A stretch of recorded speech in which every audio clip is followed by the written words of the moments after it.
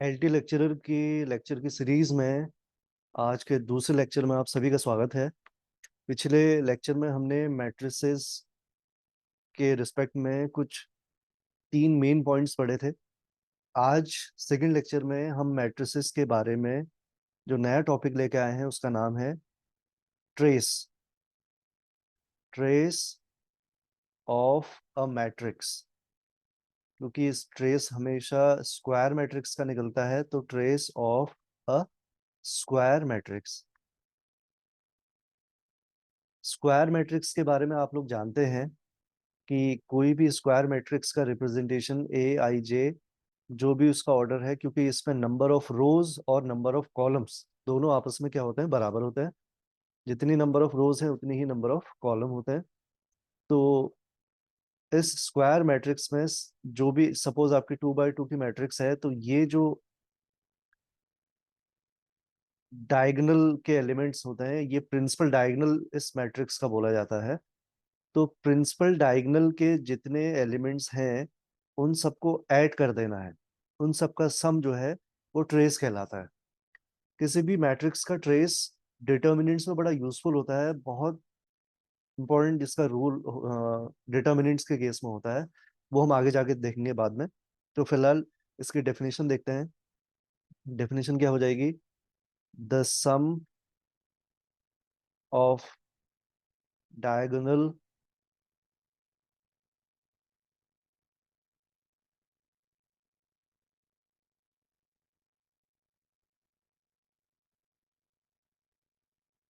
Elements या entries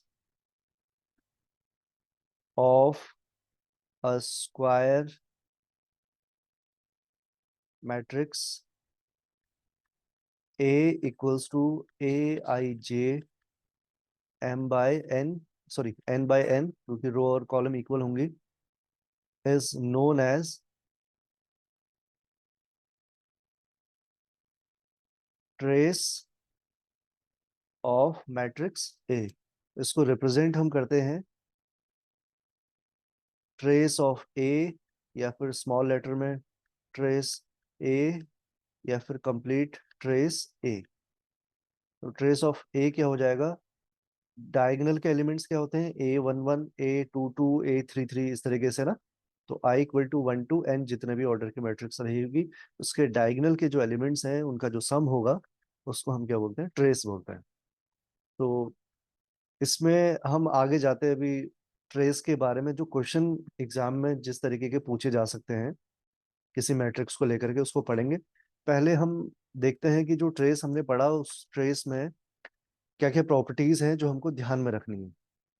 ठीक है, तो इसको इरेज कर देता हूं मैं।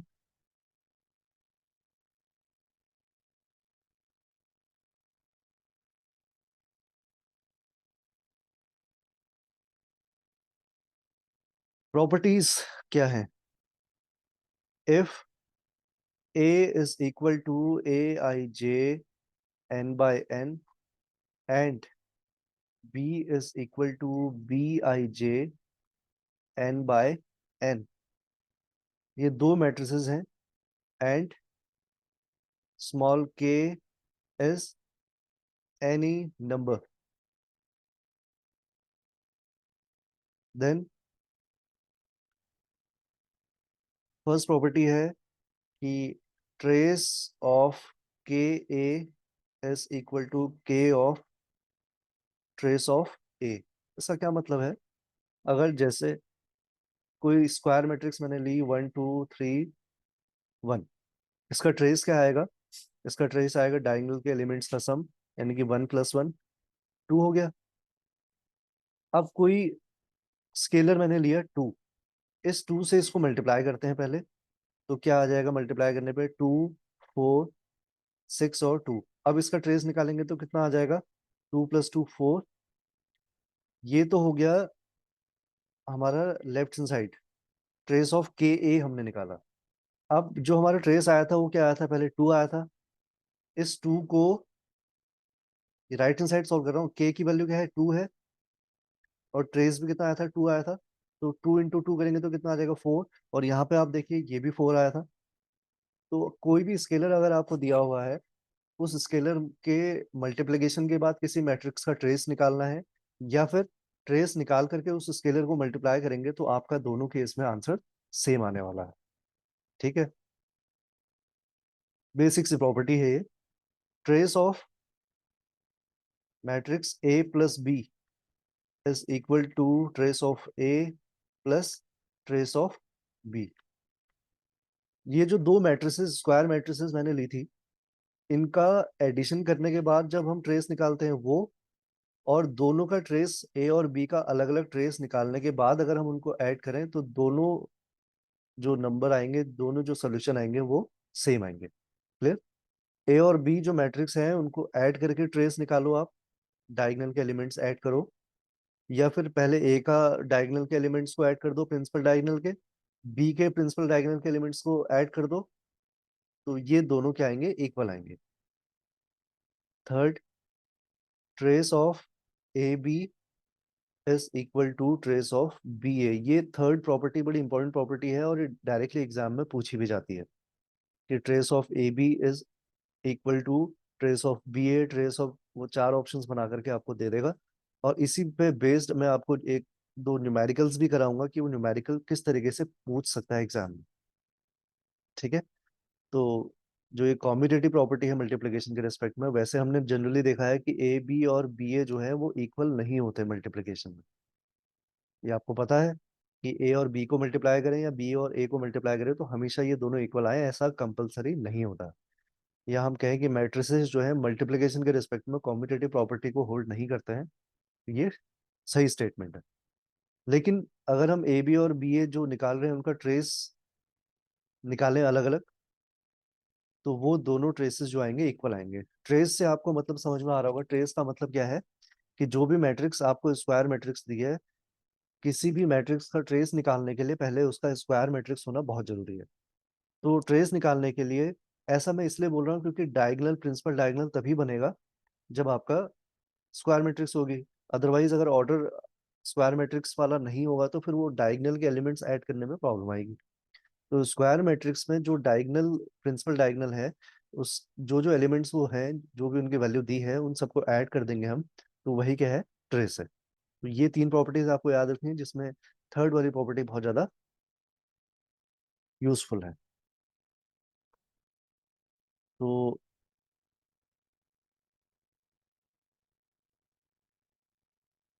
आते हैं न्यूमेरिकल की ओर। क्वेश्चन कैसे पूछा जा सकता है? If A B C and D are square matrices of order n, then trace of a b c d is equal to, we have four options: trace of a c b d, second option trace of b c d a, third option trace of b c a d, and the fourth one is trace of c d b a। कैसे इस question को करना है? जो मैंने third property अभी आपको बताई क्या थी वो, कि trace of A B is equal to trace of B A. इसी प्रॉपर्टी को ध्यान में रखते हुए हमको जो वैल्यू निकालनी है उसको हम फोकस करते हैं। Trace of A B C D, देखिए ए बी सी, ये तो आप ध्यान रखिए क्योंकि सारे के सारे मैट्रिसेस स्क्वायर मैट्रिसेस हैं और सबका ऑर्डर सेम है, तो सबका ऑर्डर सेम है तो मल्टीप्लाई तो हो जाएंगे आपस में। अब ए बी सी, इन तीनों को जब हम मल्टीप्लाई करेंगे तो मल्टीप्लाई करने के बाद फाइनली आपको एक सिंगल मैट्रिक्स मिलेगी है। तो इस ए बी सी को एक सिंगल मैट्रिक्स आप मान लो, एक मैट्रिक्स मान लो, क्योंकि मल्टीप्लाई के बाद तो एक ही बननी है, और इसको आपने अलग से एक मैट्रिक्स मान लिया। अब इसको आप इस कॉम्यूटेटिव प्रॉपर्टी जो मैंने बताई थी उसका यूज करेंगे तो ये क्या बन जाएगा, डी को सिंगल माना है आपने, ए बी सी को सिंगल माना है, तो क्या बन जाएगा, डी ए बी सी। ठीक हो गया। अब इसी तरीके से वन बाय वन रोटेट करते रहें इस प्रॉपर्टी का यूज करते हुए, जो जो ऑप्शंस आपके करेक्ट होते जाएंगे वो आप टिक करते रहेंगे। ठीक है। तो अब किसको हम रोटेट करेंगे, हम डी ए बी को एक मान लेते हैं, सी को एक मान लेते हैं। C D A B. ठीक है। फिर हम बी को रोटेट कर लेते हैं। ऐसा जरूरी नहीं है कि आप एक सिंगल सिंगल को करें, आप दो दो को रोटेट भी कर सकते हैं, आपकी मर्जी है। तो क्या बन जाएगा, बी सी डी ए। इसको सिंगल माना, इसको सिंगल माना। तो trace of B C D A, ये ऑप्शन करेक्ट है, देखिए अब मैच कर रहा है। फिर ट्रेस ऑफ, अब क्या हो जाएगा, A B C D. A B C D भी नहीं है यहाँ पे, लेकिन जैसे हम ए बी सी डी में यहाँ पहुंचे हैं तो हम इनिशियल वाली स्टेज में पहुंच गए हैं। ठीक है ना। तो इसका मतलब trace of B C D A तो करेक्ट है, और बाकी चार ऑप्शंस क्या हैं, गलत। तो आई होप अब आपको ये प्रॉपर्टी समझ में आ गई होगी कि तीसरी प्रॉपर्टी पे बेस्ड न्यूमेरिकल कैसे बन सकता है। ठीक है। एक क्वेश्चन और करते हैं इसी पे बेस्ड।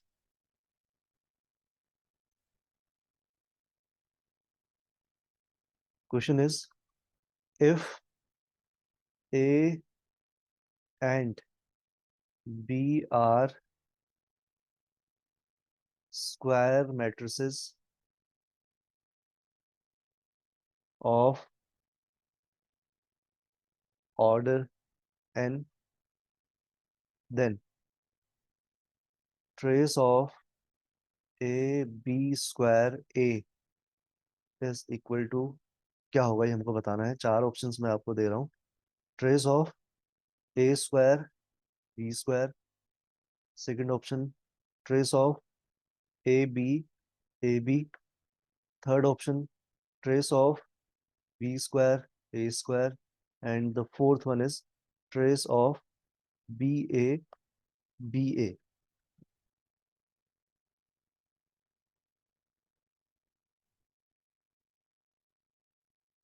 फिर उसी प्रॉपर्टी का यूज करते हैं। Trace of A B square A है, मल्टीपल करेक्ट भी हो सकते हैं ये ऑप्शंस, देखते हैं हम। ट्रेस ऑफ बी स्क्वायर को मैं बी इंटू बी इस तरीके से लिख सकता हूँ। अब उसी तरीके से मैं इसको रोटेट कर रहा हूँ जैसे मैंने भी बताया आपको। ट्रेस ऑफ ए को पहले कर दिया, और ए बी बी बाद में कर दिया, तो ये क्या बन जाएगा, trace of A into A square और B into B B square. देखिए पहला ही ऑप्शन करेक्ट हो गया, trace of A square B square. अब फिर से हम इस वाले बी को आगे लेके आते हैं, तो बी ए बी, यानी कि बी ए स्क्वायर बी, ये ऑप्शन में नहीं है। फिर बी को, इस वाले बी को पहले लेके आएंगे, तो बी बी ए क्या बन जाएगा, बी स्क्वायर ए स्क्वायर बन जाएगा। तो ये थर्ड ऑप्शन भी करेक्ट है इसका। तो ट्रेस ऑफ, अब ए को हम आगे लेके आते हैं, ए बी बी ए, यानी कि trace of A B square A, ये option.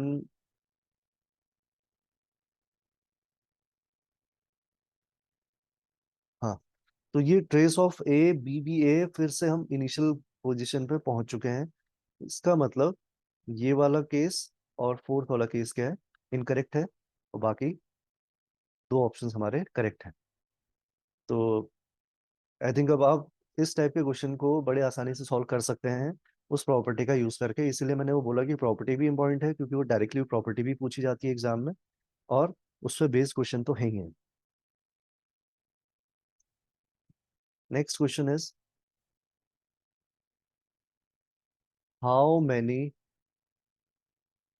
Different permutations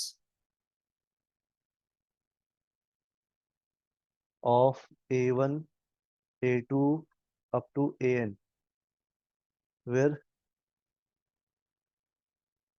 ai is not equal to aj, यानी कि सब सारे के सारे क्या हैं, डिफरेंट है। has their trace same as trace of a1